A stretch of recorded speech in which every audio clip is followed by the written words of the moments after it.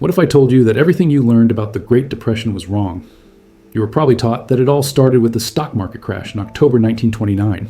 Black Tuesday, panic in the streets, fortunes lost overnight. But that's not the cause. It's the final dramatic symptom of a disease that had been poisoning the economy for years. The real story isn't about a single day of panic. It's about a decade of hidden rot, a system mathematically guaranteed to fail. If you want to understand what really happened in 1929, and more importantly, why the same forces are at play right now, you need to forget the headlines and look at the structure. Stick with me, because what you're about to hear will change how you see the world today. The 1920s weren't just roaring, they were reckless. On the surface, America was booming. Electricity was lighting up homes, cars were filling the streets, and radios were connecting the nation. Productivity was surging. But beneath this glittering facade, a new and dangerous idea was taking hold. Debt as a lifestyle. For the first time, ordinary people weren't just borrowing for a home or a farm. They were borrowing to speculate. They were gambling on the stock market with money they didn't have. This was the era of buying on margin. Imagine this. You want to buy a stock. You only need to put down 10% of the price. Your broker lends you the other 90%. If the stock goes up, you make a massive profit and look like a financial genius. But if it goes down even slightly, you're wiped out instantly. The broker issues a margin call, demanding you pay back the loan immediately. If you can't, they sell your stock, pushing the price down further. This wasn't just a few risky individuals. It was the entire system, and the banks were pouring fuel on the fire. Why were the banks so irresponsible? Because the rules of the game incentivized them to be. In the 1920s, there were no meaningful capital requirements, no FDIC insurance protecting your savings, and no wall separating your boring neighborhood bank from a high-stakes Wall Street casino. Banks were taking their depositors' hard-earned money and lending it directly into the speculative frenzy of the stock market. Then, as stock prices soared, they would lend even more money against those inflated values.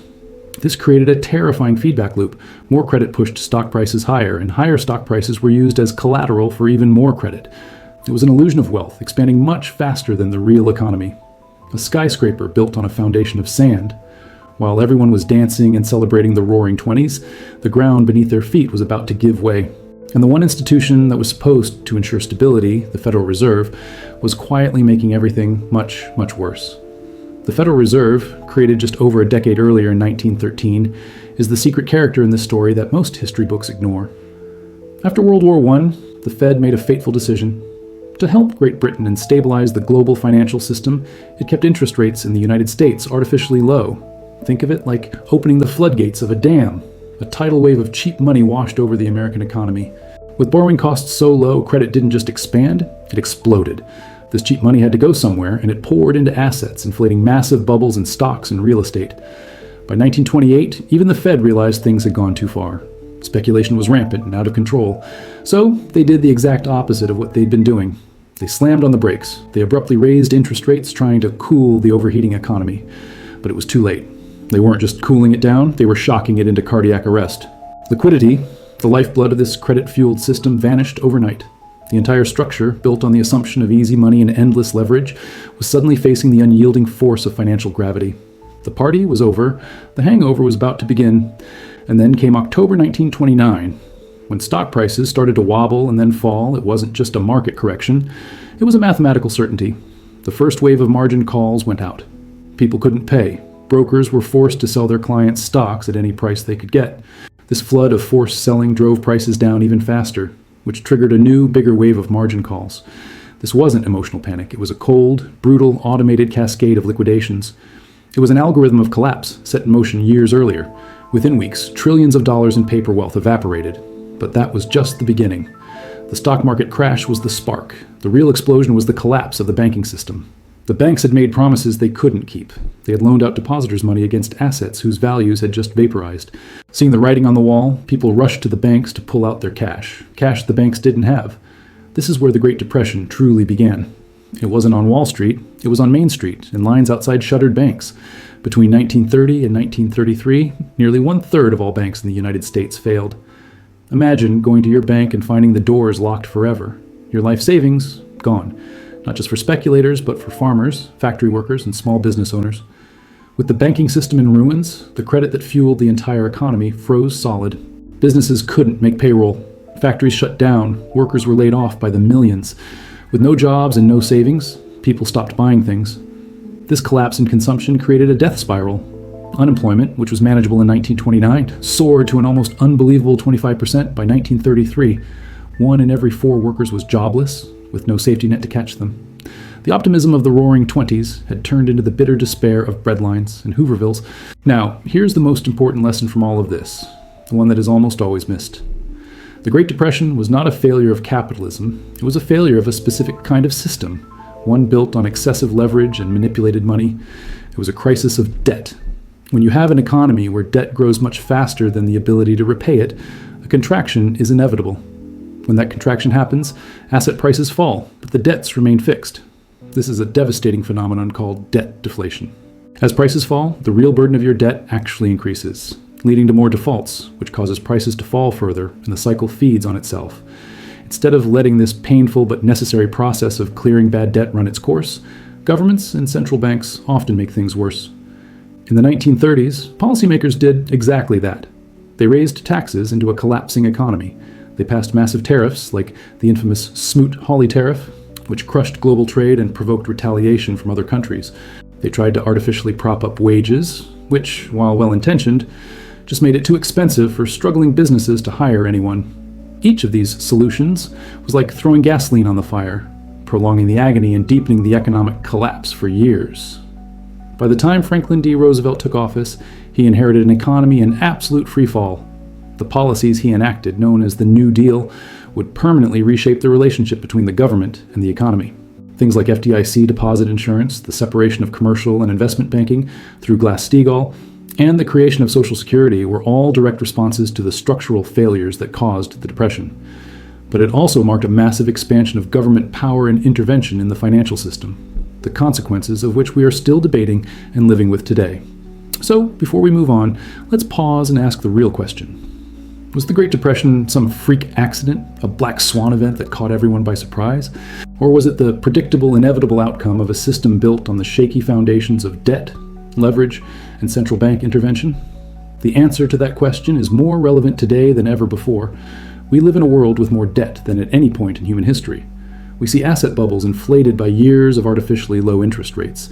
We hear the same promises of a new era of permanent prosperity. The names have changed, but the mechanisms are eerily similar. If you appreciate this kind of honest history that goes beyond the textbook narrative, make sure you subscribe to the channel. I want to know what you think. What was the ultimate cause of the Great Depression? Was it rampant speculation, the reckless banks, the Federal Reserve's policy errors? Or was it just human nature, our timeless dance with greed and fear?